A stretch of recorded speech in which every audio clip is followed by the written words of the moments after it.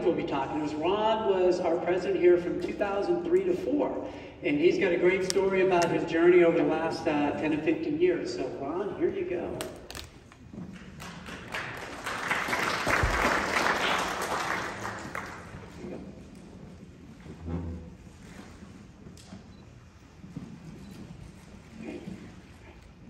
As Mike said, my name is Ron Likens, and this is my 10-year journey with cancer.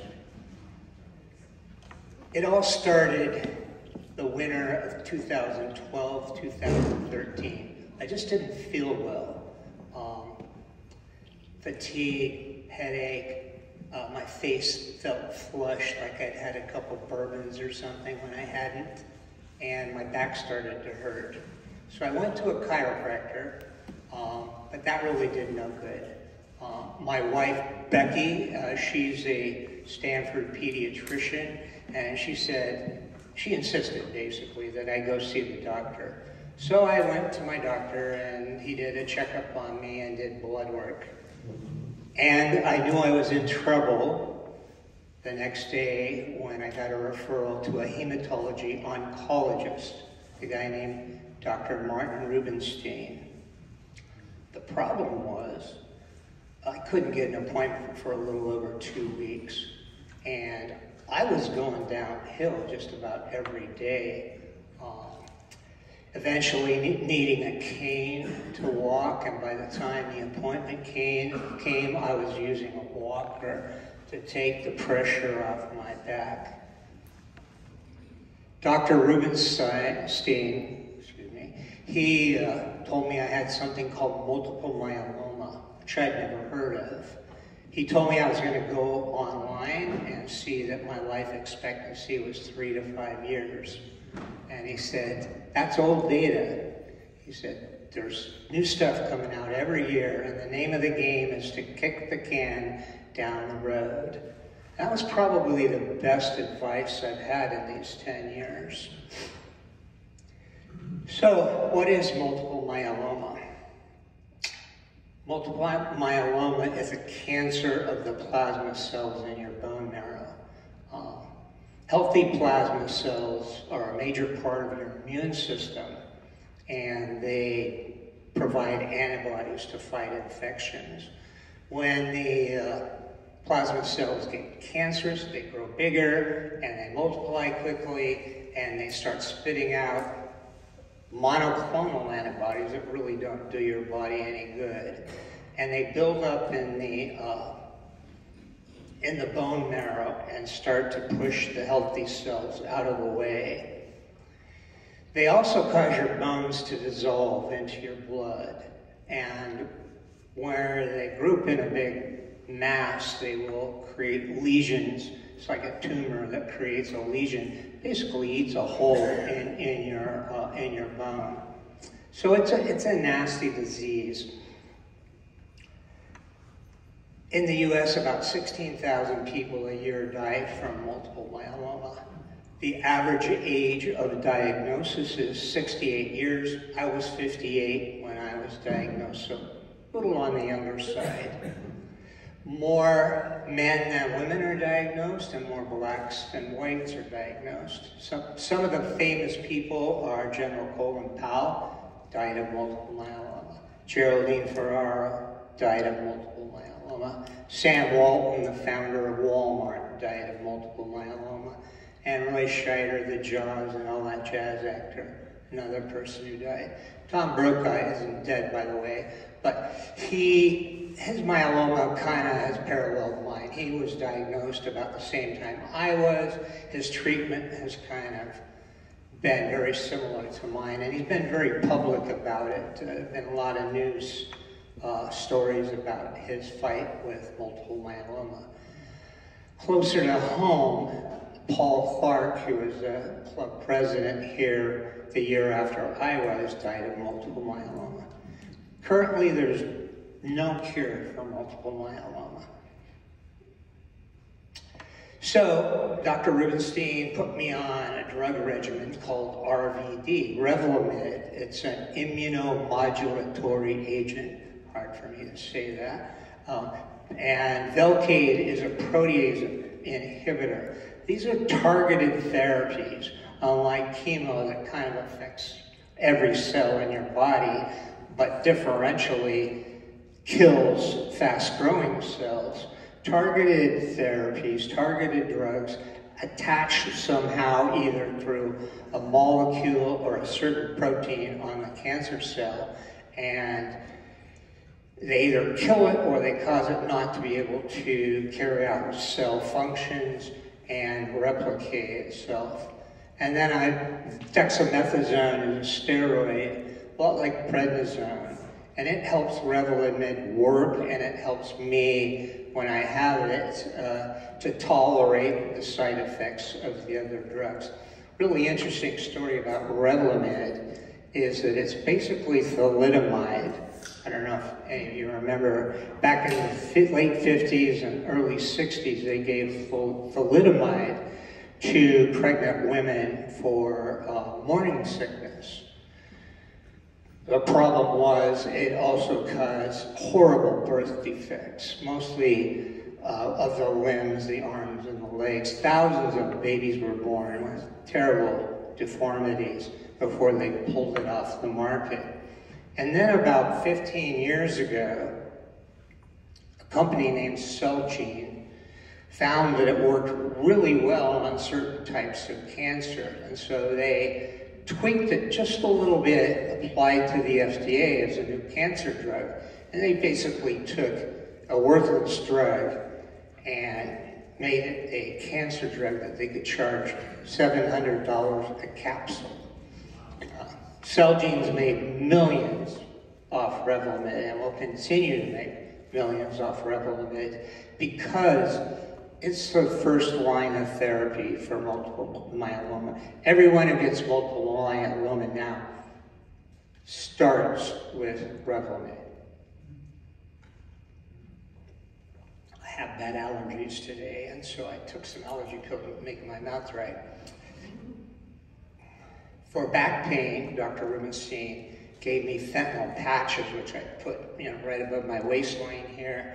And that was the baseline for the pain that I was having.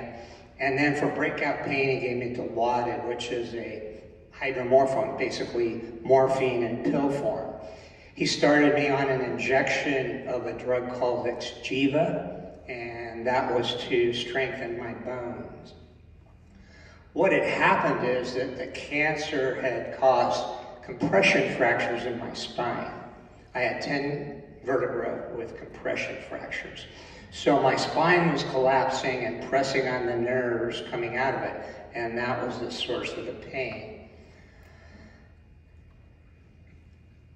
Over this summer, Dr. Rubenstein sent me to a group of doctors over at Good Samaritan Hospital, and they did 4 surgeries on me, a procedure called kyphoplasty. And basically what they do, they go in with under general anesthesia, and I was laid on a table, which was a fluoroscope, and they would put this probe-like needle inside and inject bone cement into my vertebra and basically reinflate it, taking the pressure off the nerves. I wouldn't be here today if it wasn't for kyphoplasty. I wouldn't have wanted to live all doped up and in the kind of pain that I had been in before I got that. This next slide is a picture, actually, x-ray of my spine. The little white spots, that's the bone cement in my spine.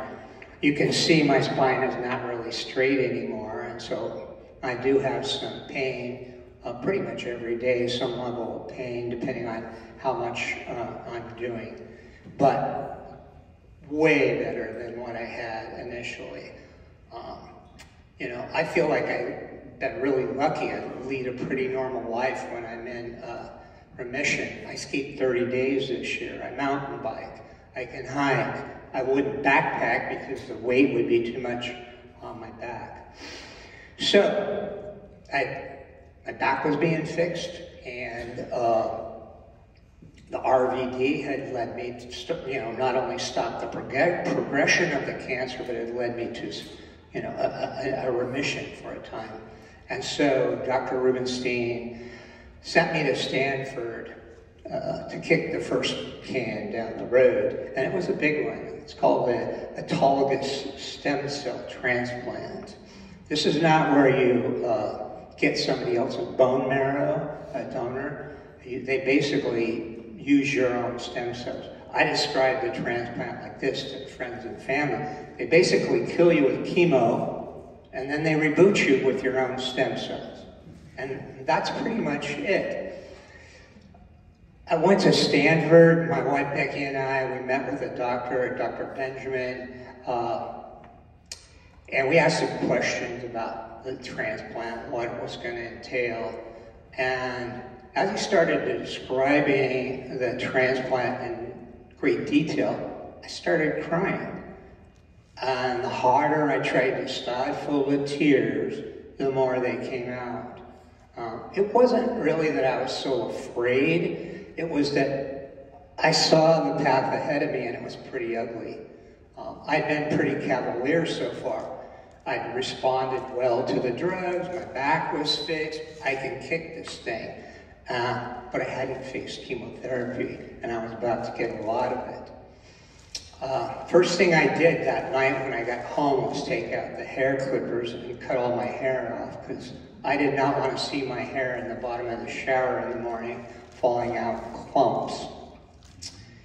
So they scheduled me for an operation to install something called a Hickman catheter. And this shows, it's basically a line, a tube that goes, they made an incision under my collarbone and it went into a vein. And one end of it went down within a couple inches of my heart. And then it came out through my collarbone. And there were a couple of ports there. That saved my veins from being destroyed by all the needles I was about to see. For chemotherapy and blood draws, sometimes 3 times a week, they would take my blood. I apologize, this is an ugly picture, but it kind of shows you what I was dealing with for 6 months. I had to clean the ports and put this bandage on. So anyway, that was the Hickman catheter. So now I was ready for the stem cell transplant. And it went like this. The first week of October, I went to the chemo center, or to the cancer center in Stanford, and they gave me chemotherapy. And then they sent me home with a box of 6 syringes, a drug called Neupogen from Amgen, and I had to inject myself once a day with those. And then a couple of days after I'd finished the Neupogen, I had to go back to the cancer center for a process called apheresis, and that's basically where they filter the stem cells out of my blood. I also had to start wearing, at that point, my wonderful HEPA filter mask. You may see people around in the community wearing these. They're having, serious issues, like me, in terms of their immune system. And I wore this for 6 months. So they whacked me with chemo, and then they harvested my stem cells. And then in November, we repeated that process, and they got another unit of stem cells. The stem cell unit looked kind of like a blood, unit of blood. When you give blood, it was smaller, about the size of my fist. And it was kind of a whitish yellow. And they send that downstairs and freeze it. And then in November, we repeated the same process with a different chemo drug. And the idea is now they have 2 units. One is a backup. I like this next slide a lot.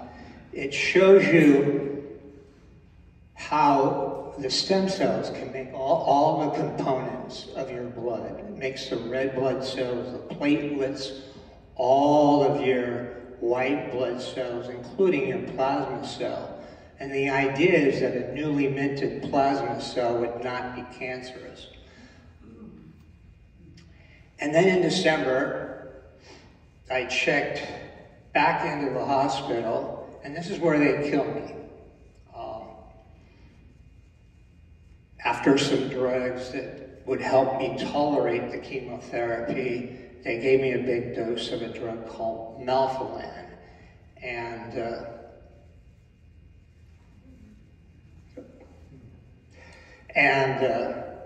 that's sort of the standard drug for multiple myeloma everyone gets. But the second bag of chemotherapy they hung there was called BCNU.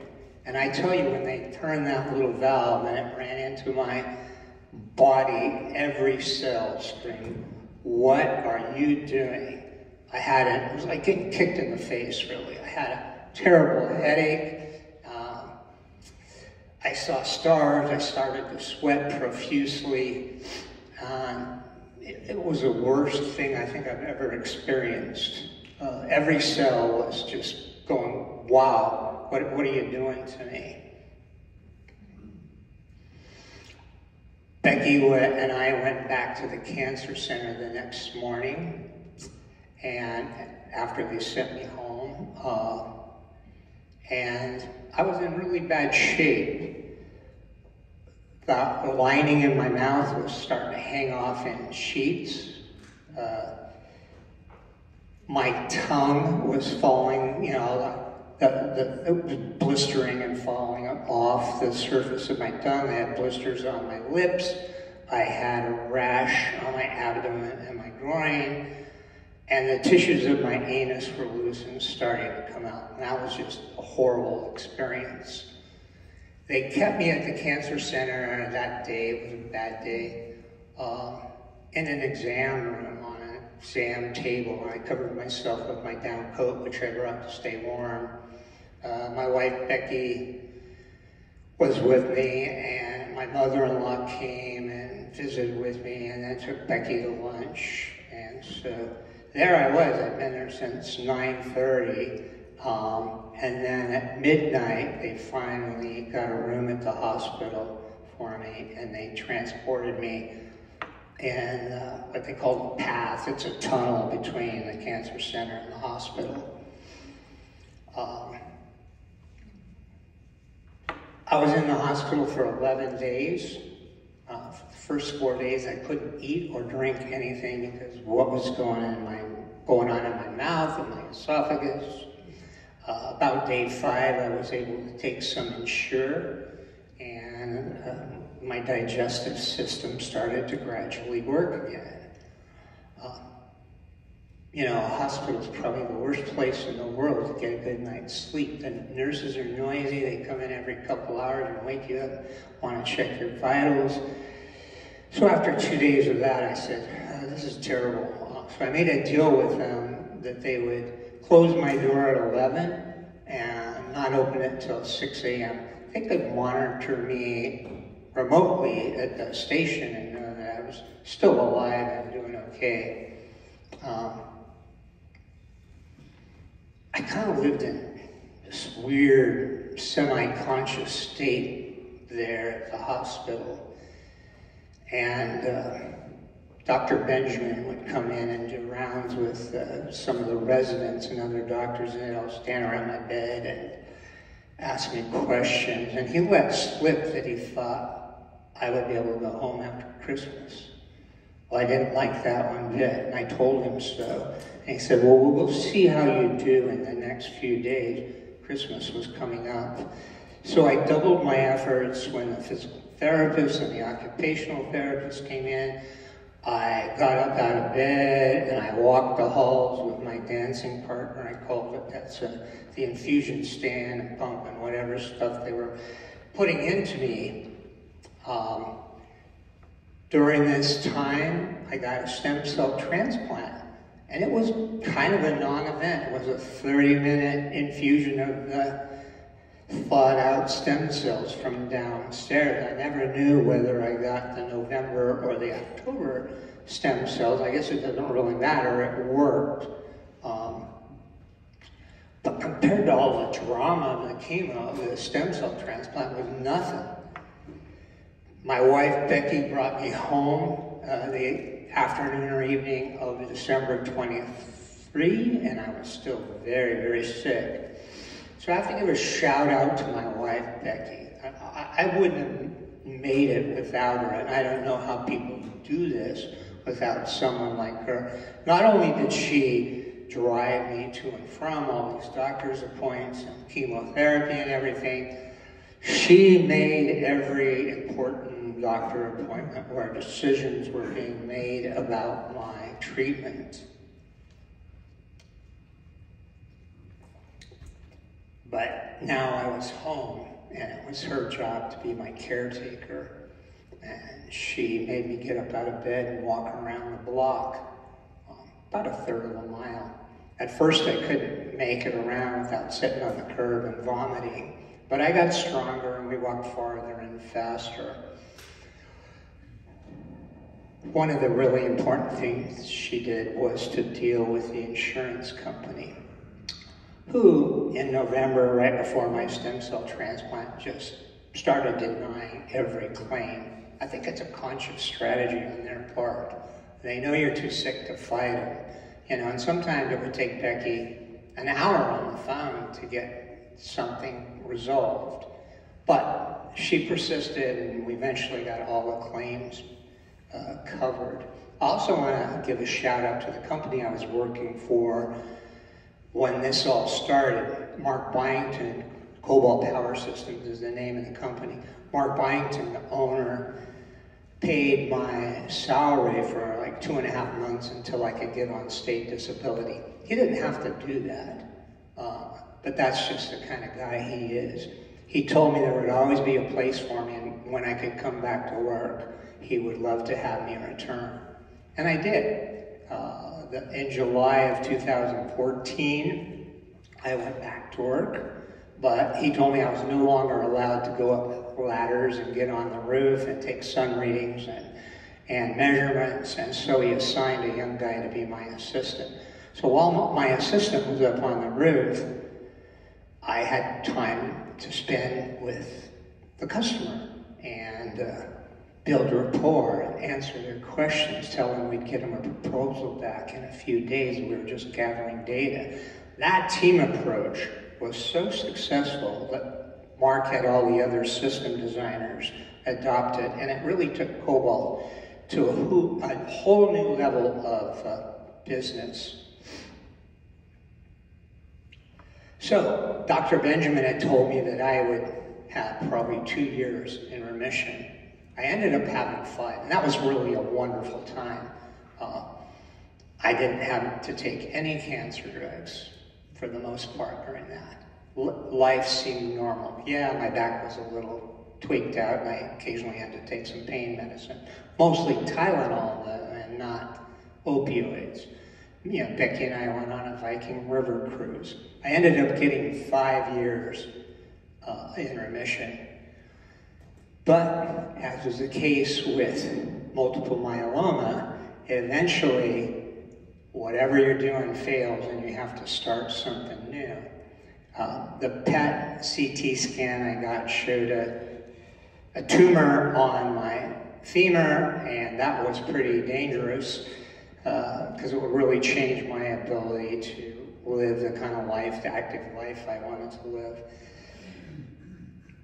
So, second candy kick down the road, I'm back on Revlimid, and I'm in remission for 2 years. When you relapse, it feels like getting multiple myeloma all over again. This time I lifted a box in my garage up onto a shelf, and I cracked a rib, which was very painful. The third can I had to kick down the road, because the second had failed, was more targeted drugs, Kyprolis, proteasome inhibitor, Darzalex, and dexamethasone again. These were infusion drugs, so I'd get an infusion every Monday, and it made it impossible to work. And so I retired from work, I resigned from Rotary,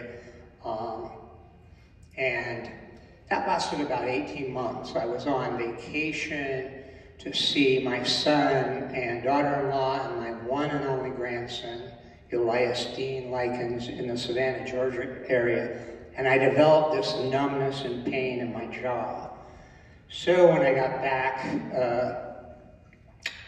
it was time to kick the fourth can down the road. And that included radiation for the first time, and a drug called Pomalyst, another targeted drug.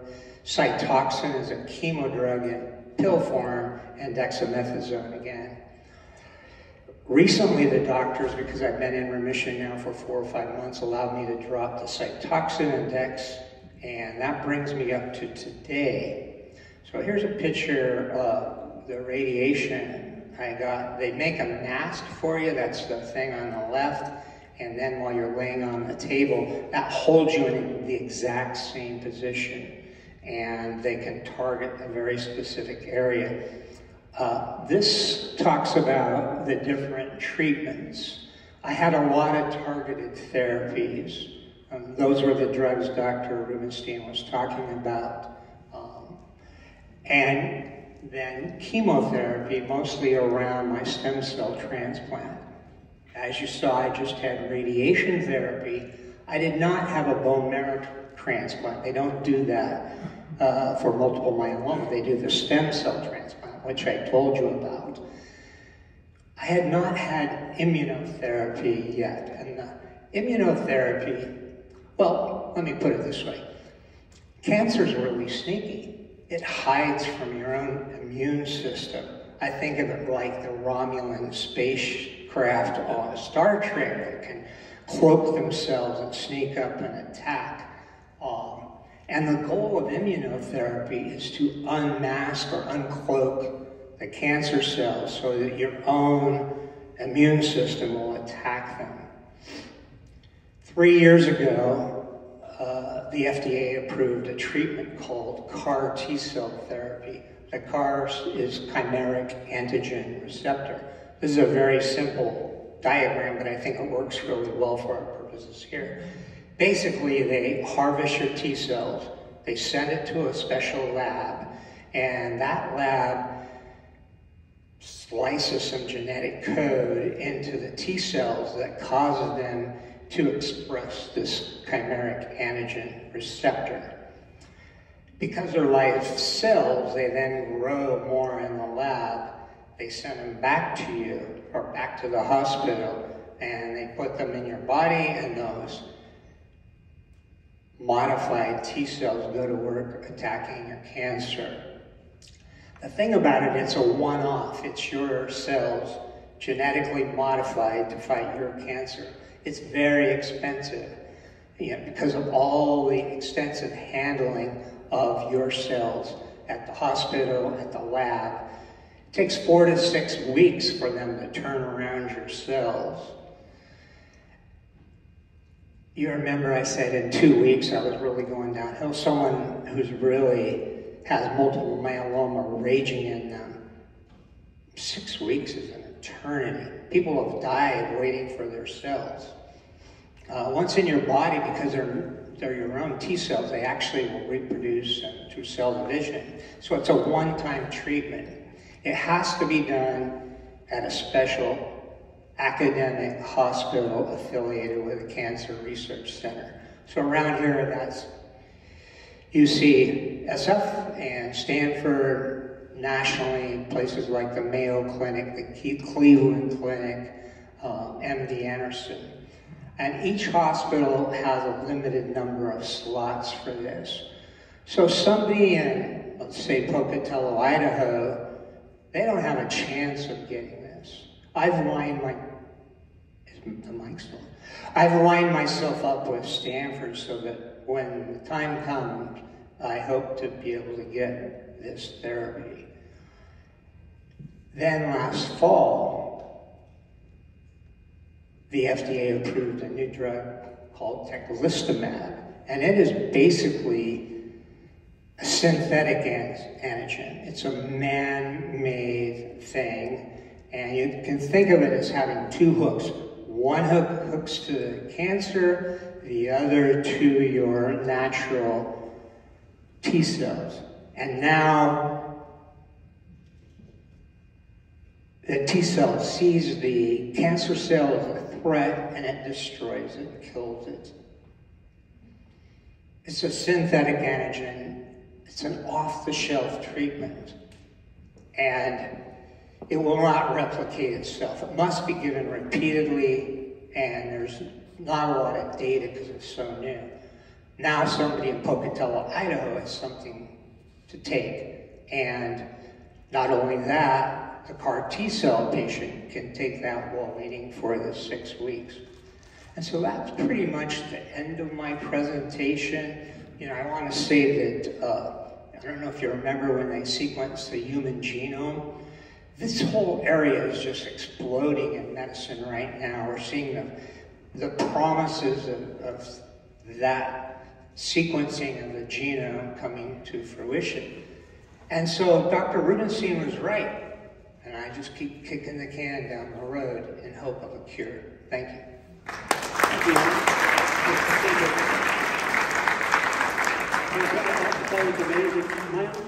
My uncle, someone that looked at you today couldn't imagine you went through that for the last 10 years. Because you look, you have way better hair than I do. I mean, you look fantastic, so I'm glad things are progressing, so thank you. And also, in honor of your presentation, we made a donation to the Polio Plus Foundation. So 150 kids will be inoculated against polio in your honor today. So thanks so much for being here. Appreciate it. Thanks, Ron.